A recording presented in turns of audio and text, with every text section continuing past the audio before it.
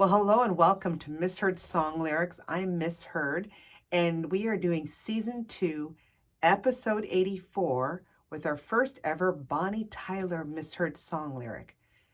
The misheard song lyric is, "It's a heartache, nothing but a heartache." And the correct lyrics is, "It's a heartache, nothing but a heartache." I must have a love affair with eggs because I just did an episode, on episode 82, actually, 2 episodes ago, the misheard song lyric of The Cure's Friday, I'm in Love, but the misheard I have heard and others is Fried egg, I'm in love. Hey, eggs are good tasting and a great source of protein. But I digress. Let's talk a little bit more about the song, about Bonnie Tyler, and something that I didn't realize that she had to go through that actually made her the distinct singer that she is today. So, It's a Heartache is a song recorded by singer Bonnie Tyler. She was actually born Gaynor Hopkins, so totally different name, back on June 8th of 1951. And she is a Welsh singer. There's something about the Welsh with Tom Jones and Adele. They have some great voices. And known for her distinctive husky voice. Amen to that.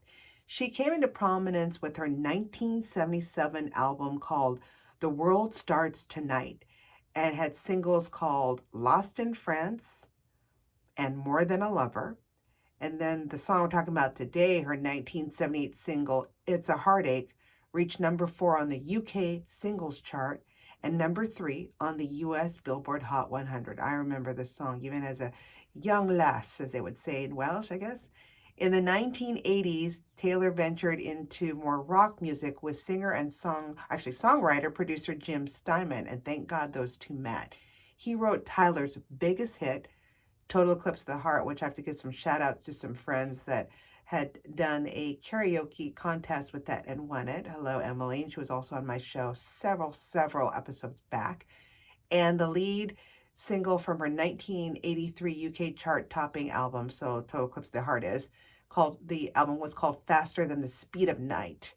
And Steinman also wrote Tyler's other major I forgot about this, 80s hit, Holding Out for a Hero, which I love to sing because it's from the soundtrack from Footloose from 1984. It's the tractor scene.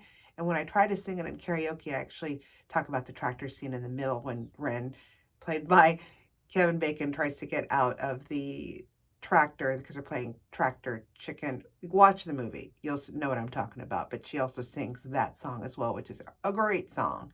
And then I guess she had success in mainland Europe during the 1990s with a person they named Dieter Bohlen, who wrote and produced her hit Bitter Blue. That I don't know. So I'm going to check that out on YouTube. And then 2003, I also didn't know this, Miss Bonnie Tyler re-recorded Total Eclipse of the Heart with a singer by the name of Corinne Anton, and their bilingual duet of it, So Si Demain, which is Turn Around, topped the French charts. So I guess it was in French. Anyway, so lots of great stuff about her. But let's talk first about her upbringing as well as some of her influences. So Bonnie Tyler was born into a musical family, from what I can gather on the interweb. She grew up listening to a wide range of music genres.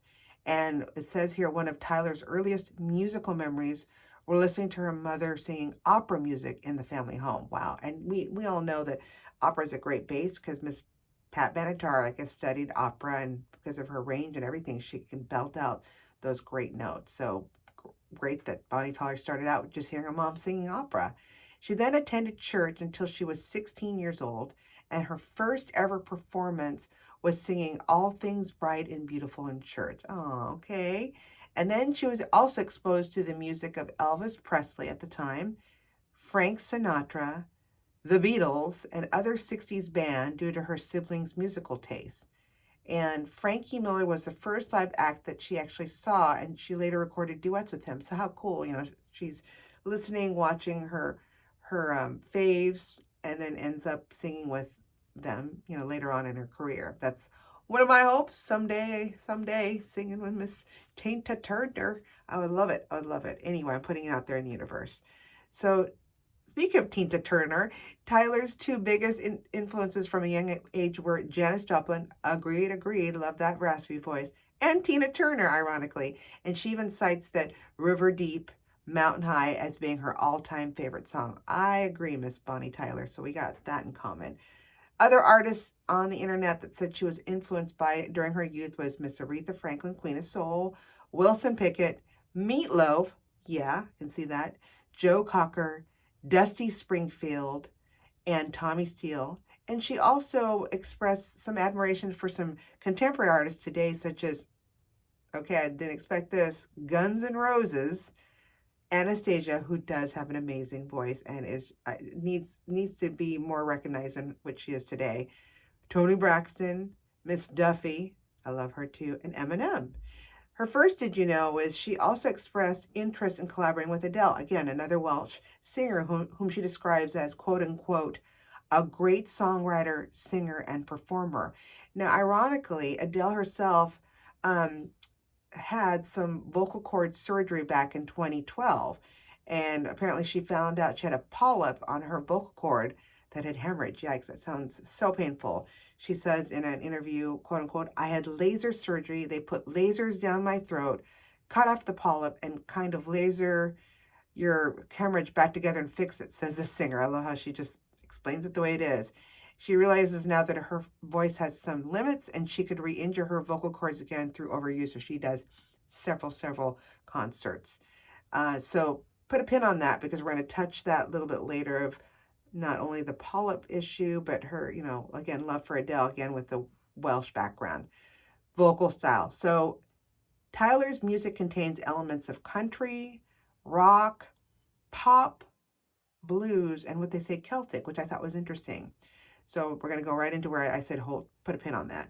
So did you know number 2 is when Bonnie Tyler had some throat problems back in the 70s, it was also severe enough to have surgery. Probably the same type of surgery. Probably, I don't know if it was laser at that time. For her, I think there was a polyp as well. And like most, especially back in the 70s, they didn't know so much about it.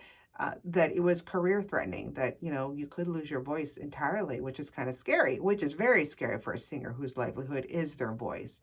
However, in the case of Bonnie Tyler, as luck would have it, the nodules that she had developed singing in the nightclub in her native Wales turned out to be what we have said maybe career making. After she had her surgery or operation, they say here in 1976, she then had a very distinct rasp, which I love, and helped propel this song that we're talking about today, It's a Heartache, to a number 3 spot in the US. Her voice has been compared to Rod Stewart, yes, I can hear that, and Kim Carnes. Remember Kim Carnes with her rasp from Betty Davis side, cha-cha, cha-cha, as a result of her vocal cord nodule operation in the 70s, and sometimes even being referred to as the female Rod Stewart, quote unquote. And after she's done many collaborations with Jim Steinman that I mentioned earlier with all these epic ballads of the 80s, also the female Meatloaf. Both names I would love to be associated with. I think they're both great, right? So soon after her operation, when she started recording her second album called Natural Force, the studio band also complimented Taylor's changed voice. Reviewers from AllMusic, I'm assuming allmusic.com, have described Tyler's voice as inimitable, wonderfully gritty, and an effective instrument for drawing notice to her first managers, Ronnie Scott and Steve Wolf. And in a review of Rocks and Honey, OMH Media described Tyler's vocals as being, quote unquote, good for only one thing, and that's belting out gravelly vocals. I agree. Suggesting that she sounds kind of like Johnny Cash in his later years when she tries to restrain her voice with reference to her modern voice. The Yorkshire Times wrote that Tyler's vocals also have, quote unquote, still got what it takes to make you tingle. And then Jim Steinman told People magazine that he wrote Total Eclipse of the Heart as a showpiece for Tyler's voice, which I would agree. AllMusic also said that Tyler's voice produced the perfect type of desperate, lovelorn effect to suit the romantic lyrics. Because when you hear that raspiness in her voice, it's like, oh my God, she's gonna about to lose it, and she's so sad. So I think that's why, like I said earlier in the Did You Know too, that because she had those throat problems, she had actually definitely made a lot of lemonade from those lemons, and it did her well with having that distinct voice. So a little bit more about the song. It was released by producer David McKay, and he recalled that RCA, who I think was the album, backing behind it, studio, was actually reluctant to release the single. Isn't that the story that everything I've done with these misheard song lyrics? Usually the studio or someone doesn't like this like pending hit they don't even know until it blows up, right? The label was preoccupied with reissuing Elvis Presley's back catalog following his recent death. So that was in the 70s, so it makes sense. McKay, Scott, and Wolf threatened to terminate their contract with RCA if they did not release the track immediately. Good for them for sticking up for not only them, but Miss Bonnie Tyler. So it's A Heartache, released back on November 4th of 1977 in parts of Europe, including the UK, and then March of 1978 in the US and Canada, which, the rest is history, number 3 in the US Billboard charts. All right, the music video. Have you seen it lately? I have never seen it before. So Google it, go onto YouTube. It is an interesting video. I mean, again, before MTV music and all the flashy narratives and everything, it's actually kind of beautiful. It's Bonnie Tyler performing the song. She's very young, beautiful, under a spotlight.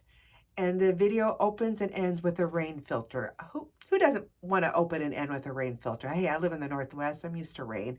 Her perfect feathered hair. I mean, I'm telling you, back in the day, youngins, if your hair could look like that, you were Miss Popular. And then she's wearing this interestingly different, I've never seen it before, but I probably have a feeling I might see it again, Miss Lady Gaga, a black sequined 3-piece suit with vest and everything. And then her wide set blue eyes are mesmerizing. And I say wide set, she only kind of reminds me of, I can't remember her name now. She's famous, Kate Moss, model back in the late 90s, early 2000s, where the wide set eyes, wide set enough that you could have a third eye in the middle. Anyway, watch it. She's just beautiful. And when she sings, it's a hard egg or heartache, she looks so sad, like she's really singing it to whoever is about to leave her or giving her hurt, okay? And other covers, which I thought was interesting, was this song has been covered many times. Even Mr. Rod Stewart had covered it, which would make sense with his gravelly voice. So in 1978, Juice Newton, I love me some Juice Newton. Oh my God, Morning Angel, they call me Angel of the Morning Angel. Anyway, she released a cover of this song through Capitol Records, produced by a gentleman by the name of John Palladino. And in Newton's version, it reached number 86 on the US Billboard Hot 100 and number 91 on the Canadian RPM 50 singles chart. Way to go, Juice. In the same year, Miss Ronnie Spector. Remember Ronnie Spector? Be my little baby. Oh, oh, oh, oh, oh, oh. I had a lot of caffeine. Sorry, guys. Anyway, Ronnie Spector released the track cover as a single through Alston Records. And then Tyler, Newton, and Spector's versions were all released in the same week in the US, with Billboard listing each version as recommended tracks. How cool is that? And then Dave and Sugar's, I don't know who they are, but some of you might, 1981 cover of It's a Heartache reached number 32 on the Billboard Country Singles chart. And then Trick Pony released a cover of the song in 2005, peaking at number 22 on the same chart. Who knew? Crossed over in different genres, okay? And then in 2004, like I said earlier, Tyler released a bilingual version of the song with French singer Karine Antoun, renamed Citout Serret, or the single reached to number 7 on the Belgian Flanders chart, number 12 in France, and number 25 in Switzerland. In the following year, Tyler released a solo version of the song, sung entirely in English, on her album Wings.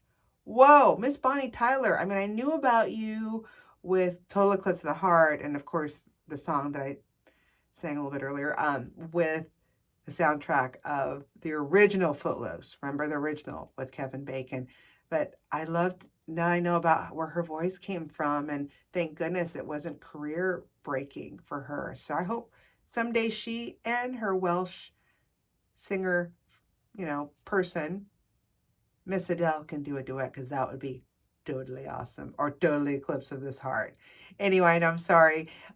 If you enjoyed the show, please, please let us know. Send us an email at missheardsongs@gmail.com. That's MISSHEARD songs@gmail.com. Also, you can find us at any other Spotify, iTunes, all of them. And please, please don't forget to put a nice review. I would love that. But also, more than a review as well, but go ahead and subscribe to us. So every Wednesday early at 12 a.m. you'll get the newest episode. And again, this is episode 84, and we're going week by week, and we're going to be hitting our year 2 soon. So thank you again, everyone, for listening, giving me support financially or with just great comments. We'd love to hear from you again. And please keep singing those things. Please keep singing those songs wrong. Bye.